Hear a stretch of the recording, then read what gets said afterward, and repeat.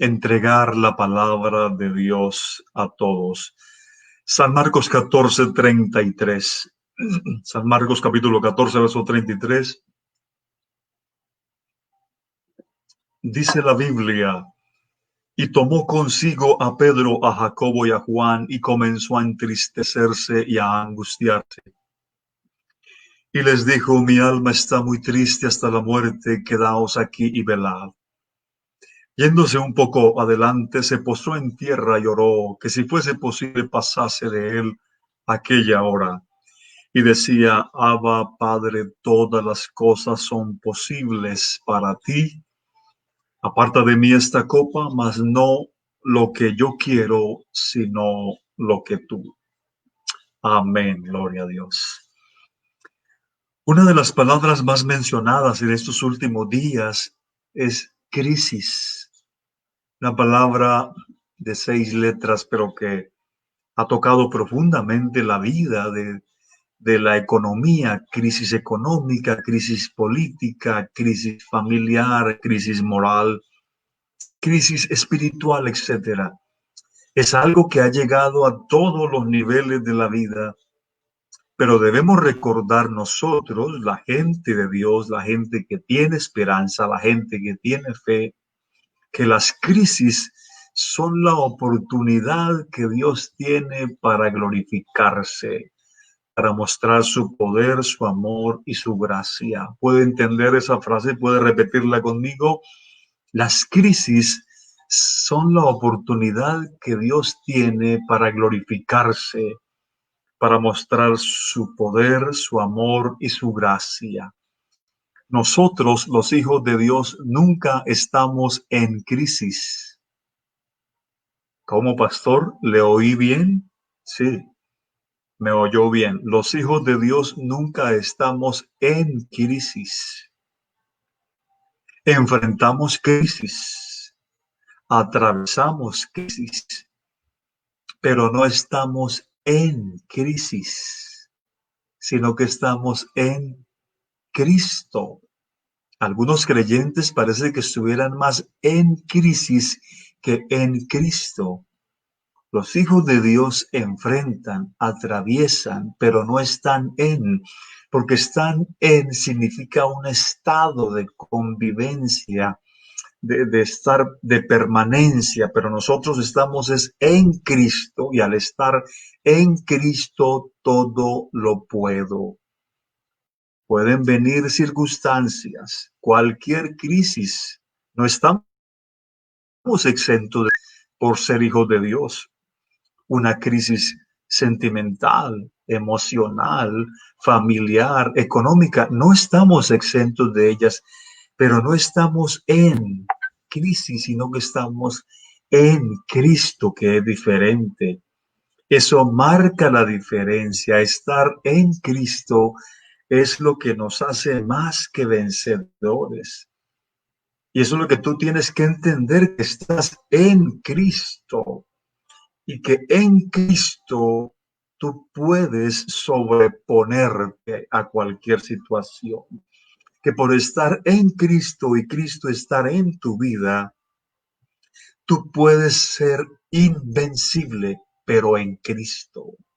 En Cristo eres invencible porque ya en Cristo no vives tú, sino que Cristo vive en ti. En el mundo actual, en la sociedad, las familias y las vidas a nivel personal se encuentran en crisis precisamente por eso, porque no están en Cristo, porque le han dado la espalda al Señor, porque no quieren entender que su vida sin Cristo es nada.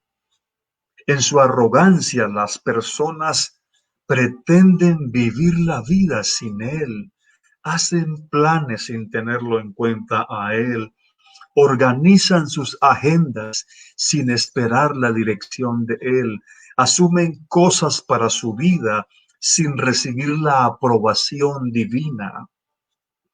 Esa independencia de Dios es el fracaso seguro e inminente ante cualquier crisis. El Señor Jesús se lo dijo: separados de mí, nada podéis hacer. Separe una rama del tronco de un árbol y mire lo que le acontece a los pocos días. Separe un miembro de su cuerpo y mire lo que le acontece a ese cuerpo. Se muere.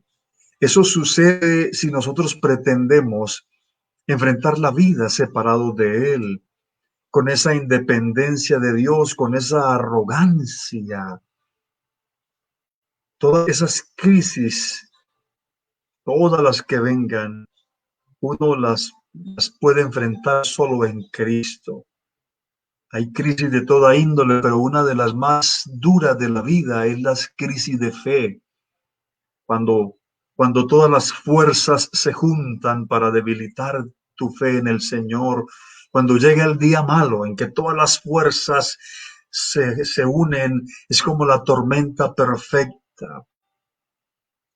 Pero es precisamente en esas circunstancias en que tienes que sacar fuerza de debilidad y entender que Él está contigo y que Él te va a ayudar. Debemos estar preparados para saber enfrentar las crisis de la vida, cualquiera que sea.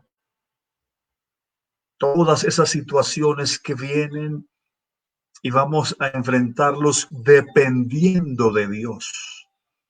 Porque si nos independizamos de Dios, si pensamos con arrogancia que podemos hacer algo sin su dirección, sin su sabiduría, sin su gracia, vamos hacia un inminente fracaso.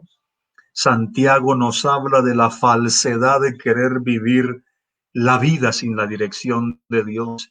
Yo veo creyentes que van, vienen, corren, hacen, deshacen, y uno no les oye en su vocabulario, porque de lo que habla la boca es de lo que hay en el corazón, ¿verdad? De la abundancia del corazón habla la boca y uno, oye, voy a hacer, voy a ir y esto y aquello, voy a invertir, voy a comprar, voy a vender, voy a iniciar una relación, voy a iniciar un proyecto, voy a hacer esto, aquello, y nunca les oye uno de mencionar la dirección de Dios, no les oye uno decir, Dios, he orado por esto, Dios me está guiando a esto, o ayúdeme a orar. No, se independiza la vida de Dios, aún los mismos creyentes.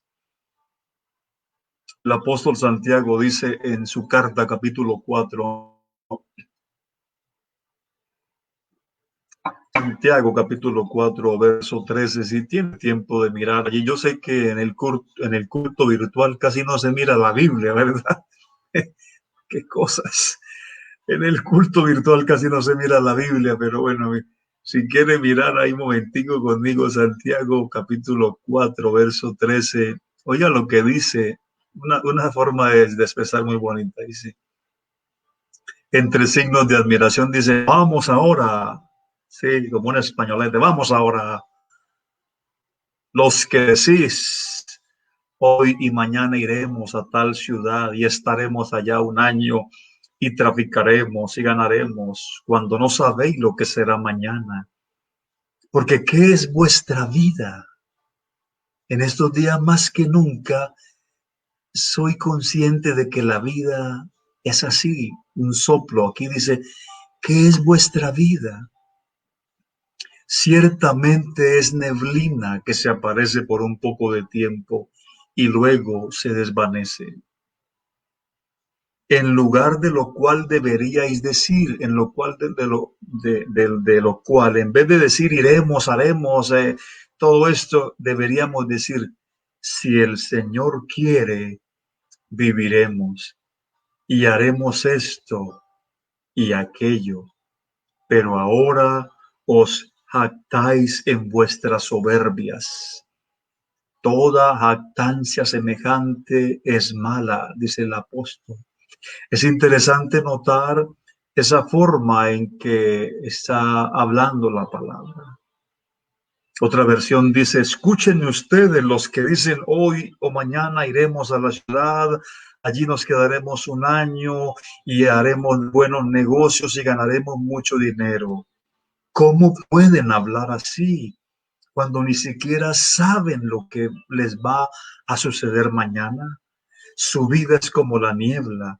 Aparece por un poco de tiempo y luego desaparece. Más bien deberían decir, si Dios quiere, viviremos y haremos esto o aquello. Sin embargo, a ustedes les gusta hablar con orgullo como si fueran dueños del futuro, y eso es muy malo. No se nos puede pasar por alto. Yo sé que es eso de decir, si Dios quiere, es casi un dicho de todo mundo, hasta de los inconversos.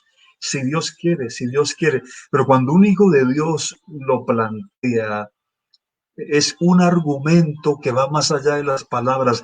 Es una vida que se ha rendido a Dios para hacer su plena voluntad y que no quiere hacer nada que no sea dirigido por el Señor. Por eso aquí dice, os jactáis de vuestra soberbia. Recuerde que a los soberbios Dios los resiste. Soberbia en este sentido es enfrentar la vida sin la dirección de Dios. Es pretender prosperar sin la bendición de Dios. Es soberbia aquí hacer planes sin consultarle al Señor. Soberbia es pretender salir de una crisis por medio de tus contactos, de tu astucia. No, esto yo lo sé manejar. No, no. Eso es soberbia, pretender que sin su amor, sin su poder y su gracia, podemos salir de alguna de esas crisis. Y ese fue el pecado constante en el que el pueblo de Israel cayó. El Señor lo dice, es un pueblo contradictor y rebelde que siempre andaban con la cerviz erguida, siempre con el mentón en alto, que arrogantes, y dice, y estuve disgustado con ellos, dice Dios, se disgustó con ellos. El pueblo de Israel en algún momento se enfrentó a una situación decisiva, una crisis nacional, si confiar en Dios o buscar ayuda político-militar de la potencia de su tiempo. Y oiga lo que dijo Dios.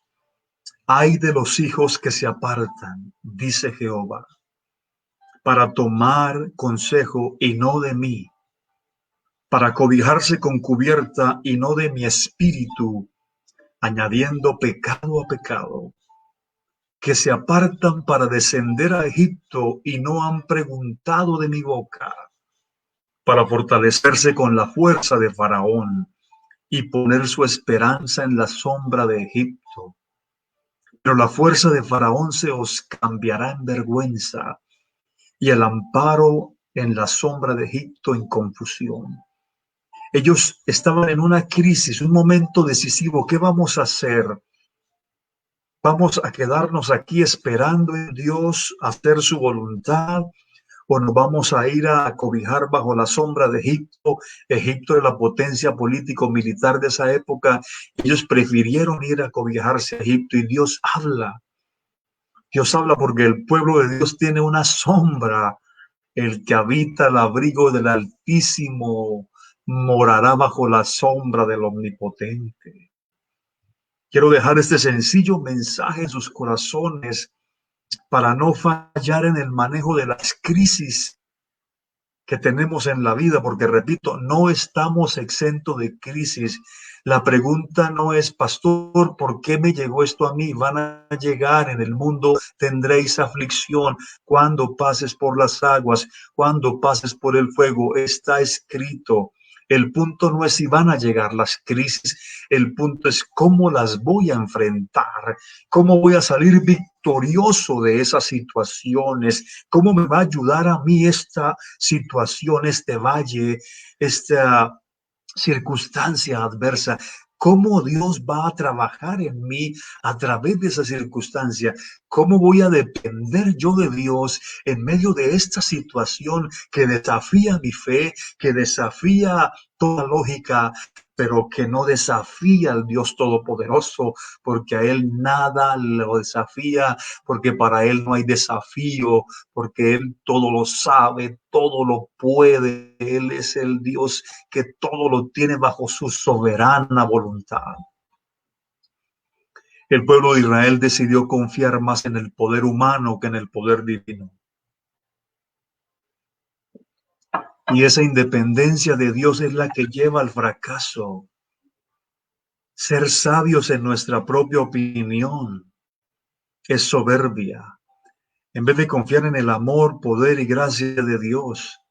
Ese era el pecado constante del pueblo de Israel, no aprender a depender de Dios en todo momento, especialmente en sus crisis, esperar por completo en su Señor. Siempre lo estaban provocando a celos, siempre estaban intentando disgustarlo y Dios se le colmó la copa. Pero es interesante que en medio de todo siempre había personas que se constituían como en un ejemplo. Siempre en medio de toda la gran cantidad de los que se alejaban y se descarriaban, entonces ellos decidieron confiar en Dios. Yo estaba pensando en algunos de ellos, por ejemplo, como Moisés, que dijo, Señor, si tu presencia no ha de ir con nosotros, no nos saques de aquí. Llévanos a donde quiera, pero tú tienes que ir delante de nosotros, Señor. Pásame por el valle que tú me quieras pasar. Llévame a atravesar lo que tú me quieras atravesar, pero si tu presencia no va con nosotros, no podemos. Esa expresión de Moisés es poderosa porque determina la dependencia, Señor. No importa dónde vayamos, si tú vas con nosotros. Si tú vas con nosotros, entonces podremos avanzar. Moisés dijo, si tu presencia no ha de ir con nosotros, no nos saques de aquí. Tenemos que aprender a decir, como dijo Josué y Caleb, cuando el pueblo no creía que Dios les iba a dar la tierra prometida porque sus ciudades eran amuralladas y había gigantes. Entonces Josué y Caleb dijeron, no temáis. Es cierto que ellos son gigantes, pero con nosotros está el poderoso gigante. Es cierto que hay ciudades amuralladas, pero nuestro Dios va a derribar eso. Ellos tienen fuerza humana, pero nosotros tenemos poder de Dios. Aleluya, aleluya. No temáis, Dios está con nosotros. Aprender a decir como dijo Job en su crisis. Su carne se le caía a pedazos, sus amigos hablaban mal de él, su esposa le increpó, perdió todo y él al final dijo, yo sé que mi Redentor vive. Aleluya. Yo sé que mi Redentor vive. Todo se acaba, todo pasa, pero mi Redentor vive. En la crisis él estaba seguro de que su Redentor estaba vivo. Nosotros podemos hoy decir lo mismo. Yo sé que mi Redentor vive.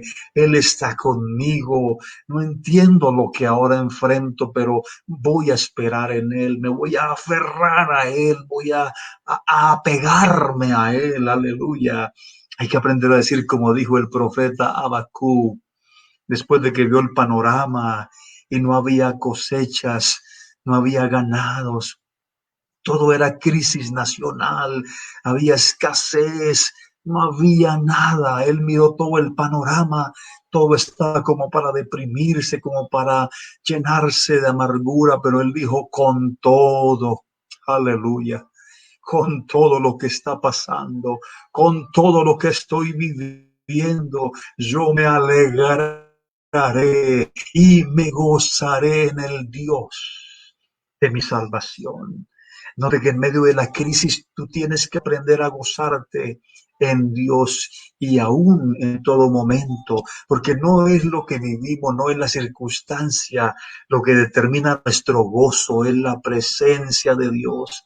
Es Dios en nosotros, esa fuente de gozo, es Cristo en nosotros, la esperanza de gloria. Tenemos que aprender a decir como dijo Pedro en alguna ocasión, cuando el Señor lo desafía con ese mensaje fuerte.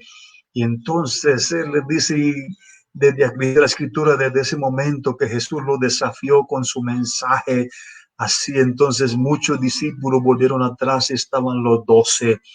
Y el Señor le dijo, y si ustedes quieren irse también, bien puedan. Y Pedro se quedó pensando y después de analizar las circunstancias, dijo, pero Señor, ¿a quién iremos? ¿A quién iremos?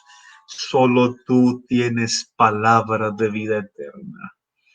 Esto concuerda con lo que dijo el salmista en alguna ocasión. ¿A quién tengo yo en los cielos sino a ti, Señor?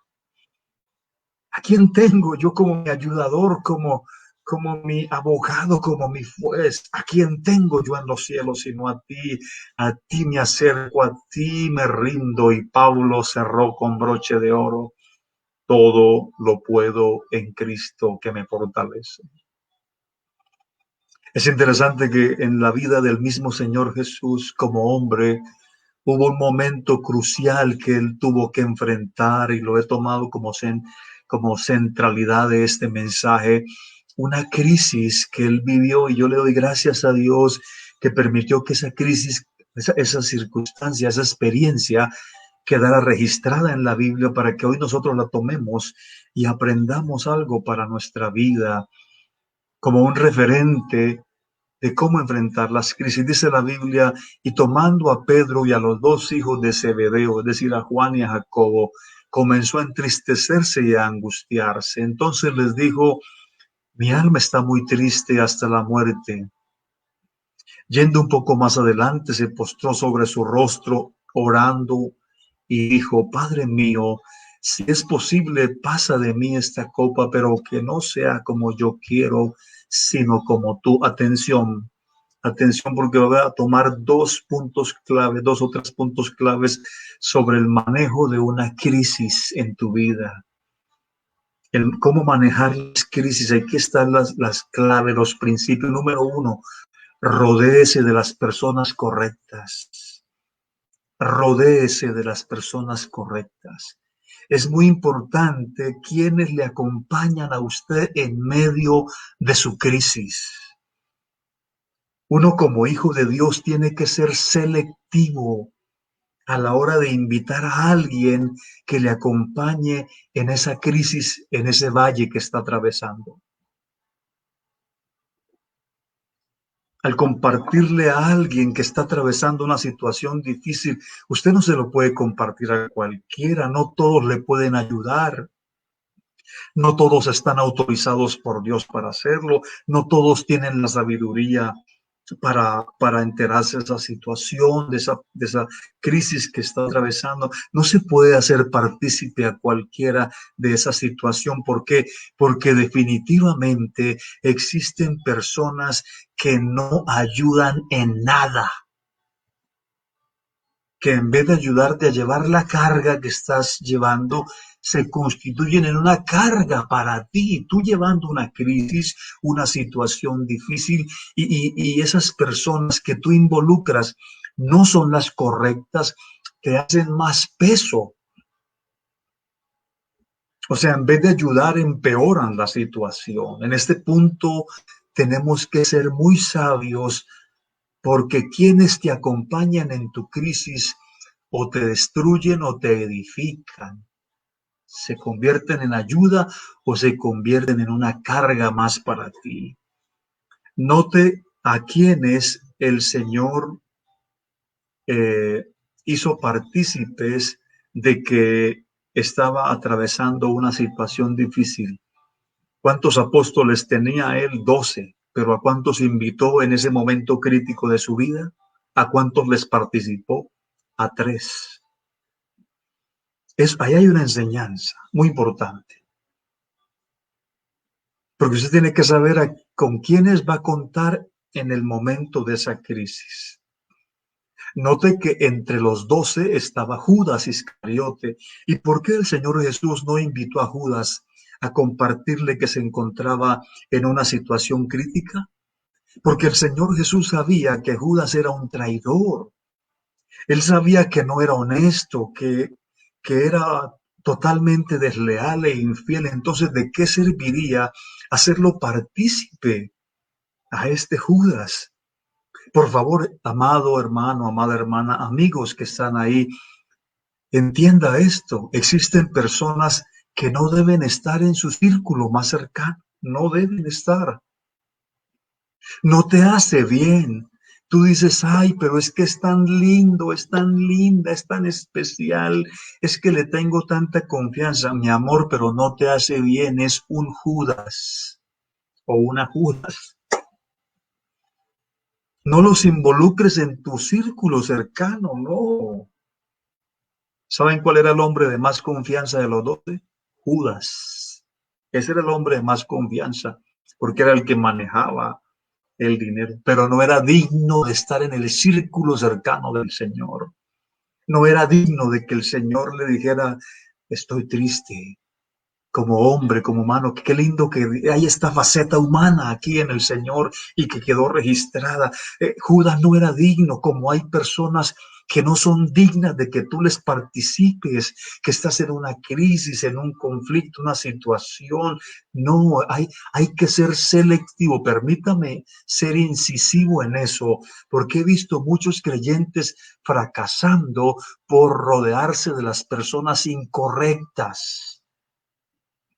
Porque en la crisis, cuando están en su Getsemaní, en vez de rodearse de las personas correctas, sabias, que vienen de parte de Dios, se rodean de las incorrectas, de los Judas, que después lo que hacen es hacerte más daño. Pero el Señor invitó a Pedro, a Jacobo y a Juan.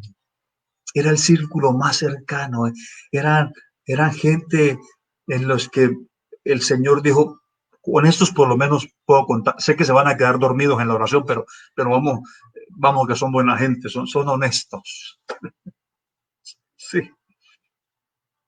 Entonces, en tu crisis, número uno, rodéate de las personas correctas.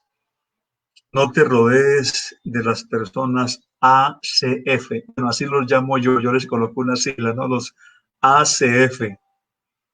Son los agentes contaminantes de la fe. Esa me la inventé yo. Agentes contaminantes de la fe son esas personas que cuando tú estás en una crisis, en vez de ayudarte, te acaban. En vez de acercarte a Dios, te alejan. Que en vez de ser fortaleza para ti, te debilitan como la kriptonita. Tú los tienes cerca y no te aportan nada. Te sacan información y luego van y la riegan. Ay, cuéntame, ponen esa cara de Judas. Ay, cuéntame para orar. Es que si no me cuentas, pues ¿cómo me entero de tu necesidad? Cuéntame para orar. Y después te das cuenta que lo publicaron por Facebook. Nunca lo olvides. En tu crisis, rodéate de las personas correctas. Número 2. Cuando estés en una crisis, ve delante de tu Padre Celestial. Recuerda que las crisis que enfrentan los hijos de Dios son una oportunidad que Él tiene para glorificarse. Entonces vaya con toda la confianza delante de Él. Él mejor que nadie te entiende. Recuerda que si nosotros siendo malos sabemos dar buenas cosas a nuestros hijos, cuánto más nuestro Padre Celestial dará buenas cosas a sus hijos, a los que le piden. No deje esperando a su Padre Celestial. Él siempre ha estado ahí, esperando que usted se acerque a Él y que descanse en Él. En segundo lugar, le digo, lo dejé de segundo porque es más importante que el primero, enciérrese con Dios. Antiguamente cantábamos un coro, ya no se canta, los muchachos de hoy en día no saben de esos coros. Solo con Dios encerrado estoy, contemplando su rostro en espíritu. Dame poder las cadenas vencer. Estoy encerrado con Dios. Enciérrate con Dios, con tu Padre. Abandona el bullicio, la compañía de todos y enciérrate con Él. En su presencia hay plenitud de gozo, delicias a su diestra para siempre. ¿Quién sabe si lo que ha llegado a tu vida, esa crisis, es con el objetivo de Dios de tenerte más cerca de Él, para que aprendas a cerrar tras ti su puerta y tener intimidad con Él? Note como dice, estoy tomando una de las escenas más humanas de Jesús el Señor.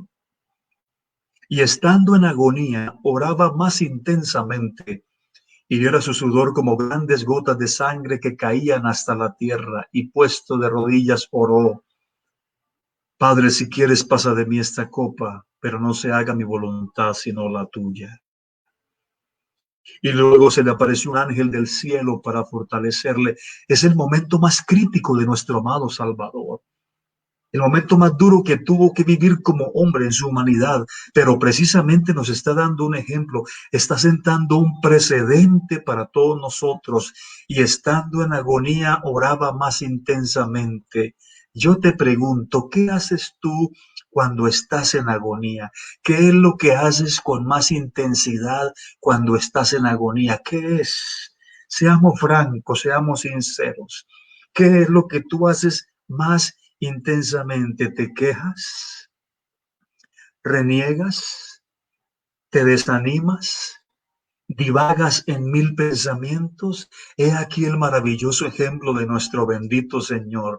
Estando en agonía, oraba más intensamente. Hemos descuidado tanto este recurso poderoso de la oración. Es lo que Dios nos ha dejado a la mano a todos, a pequeños y a grandes, a jóvenes y a ancianos. Todos tenemos ese recurso llamado oración. Oración, pero me refiero a la oración intensa, a la oración incesante, a la oración sin cesar. No me refiero a esa oración profesional que hacemos y que no está mal. No me refiero a esa oración microondas. Me refiero a la oración en la que el alma es atravesada por la agonía. Me refiero a esa oración en la que tu espíritu está totalmente quebrantado. Me refiero a esa oración en la que a veces ni palabras hay, sino un gemido del espíritu que intercede por nosotros mismos. Es cuando ni nosotros oramos, sino el espíritu a través de nosotros. Ese es el lado positivo de las crisis, cuando te llevan a orar más intensamente, cuando te llevan a extasiarte más en la presencia de Dios, cuando hay una lucha allí entre humanidad y divinidad. Como Dios, Él sabía que había un propósito eternamente trazado, pero como hombre sabe que será muy duro, porque se va a enfrentar a la flagelación, al escarnio, a la vergonzosa muerte de cruz. Sabe que la copa que se aproxima para beber es muy amarga, pero ahí es donde aparece esa gloriosa declaración que debe ser nuestra: no se haga mi voluntad sino la tuya. Finalmente la humanidad se sujetó a la divinidad, y así tiene que ser en nuestro caso. Señor, sea hecha tu voluntad y no la mía. Sé que la tuya es mejor, sé que tu voluntad es perfecta, sé que tu voluntad es buena y agradable. ¿Sabe qué es lo más difícil en una crisis? Aceptar la voluntad de Dios. Pero cuando tú has pasado por este proceso, entonces Dios cumple su propósito. Ese es el objetivo maravilloso, porque después de este intenso sufrimiento, ¿qué sucedió? Dice la Biblia: se le apareció un ángel del cielo para fortalecerle. Después de eso, las luchas pasan a un segundo plano. Después de esto, la crisis deja de ser la protagonista para darle lugar al que es digno de toda la gloria y de todo el honor. Es cuando Dios te fortalece, cuando ahora la voluntad de Dios se hace patente en tu vida, y en medio de la crisis, puede ser que la crisis todavía siga, pero ahora estás fortalecido, ahora puedes enfrentar lo que sea, porque tan pronto sucede eso, la Biblia dice que llegaron los guardias, llegó Judas el traidor, llegaron los soldados, pero ahora Jesús está fortalecido, su rostro como un pedernal, y le hace frente a todo lo que viene. Pasa por toda la flagelación, el sufrimiento, la crucifixión, la muerte, pero al final la tumba vacía, resucitó. Y Dios quiere llevarnos a entender este mensaje de parte suya, de que si nosotros nos rodeamos de las personas correctas, que si nos encerramos con Él, que si llevamos a la intensidad de la oración hecha con todo nuestro ser, estaremos fortalecidos por el Señor y por el poder de su fuerza para enfrentar lo que sea. Y al final, la victoria para los hijos de Dios. Yo espero que hayas entendido el mensaje en esta mañana. Espero haber sido claro. Espero haber estado alineado con el Espíritu Santo para dejarte este mensaje en tu corazón. Ahora está en tus manos el saber cómo enfrentar las crisis. Ahí donde estás, vamos a pedirle a Él sabiduría, entendimiento y gracia. Amado Señor, Dios de todo poder, Dios de toda misericordia, estamos aquí en tu presencia. Oh, te alabo, Padre, Señor. Llévanos al cumplimiento de tu propósito. Oh, glorifícate, glorifícate en cada vida que esté atravesando una crisis.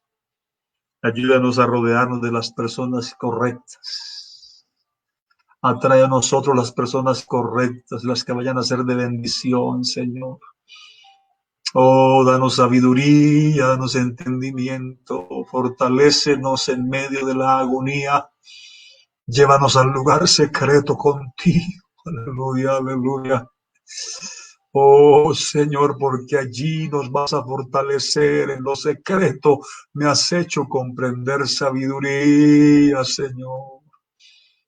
Nos vas a llevar al secreto para fortalecernos.